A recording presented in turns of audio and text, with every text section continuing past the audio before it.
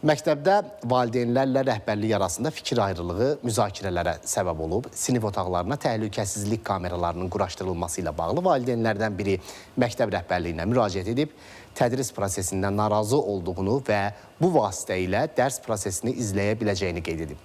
Buna ehtiyac olmadığı bildirilib. Valideynlərin sinif otaqlarında təhlükəsizlik kameraları quraşdırılması təşəbbüsü reallaşa bilərmi? Bu nə dərəcədə məqsədə uyğundur? Əməkdaşımız Nurlan Şiraliyev məsələni aydınlaşdırmağa çalışıb. Baxaq görək, bu məsələyə hansı münasibət bildirilib? Bəzi valideynlər orta məktəbdə sinif otaqlarına kamera qoyulmasını istəyir. Onlar hesab edir ki, belə olarsa, siniflərdə yaşanan xoşagəlməz hallarla bağlı mübahisələrə də son verilər. Məsələn, bağçalarda olduğu kimi valideynlər istədiyi zaman kamera vasitəsilə öz övladının hərəkətini və davranışını izləyə bilsin. Övladı 159 nömrəli tam orta məktəbdə təhsil alan valideynlərdən bir neçəsi bu məsələni sosial şəbəkələrdə də müzakirəyə çıxarıb. Məsələyə aydınlıq gətirmək üçün biz də adı çəkilən təhsil müəssisəsinə üz tutduq. Koridorda da olsun, sinif otaqlarında da olsun. Kim istəməz, hansı valideyn istəməz, hər birimiz istəyirik. Bir şey də olanı çaşırlar, bilmirlər, o deyir o elədi, bu deyir bu elədi, hamısı görünsün. Olmalılar lap yaşda, biz bilərik nə var, nə yox, şuraya görərik. Nəsə bir problem olanda xəbər tutarıq. Çox yaxşı olardı.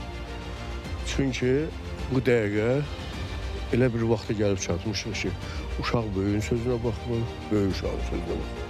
Müəllimlər isə belə düşünmür. Onlar deyir ki, sinif otaqlarında təhlükəsizlik kameralarının quraşdırılmasına ehtiyac yoxdur. Müəllim olan yerdə heç bir təhlükəsizlik kamerasına ehtiyac yoxdur. İstir valideyn sinifdə olsun, istir kamera olsun, istir olması.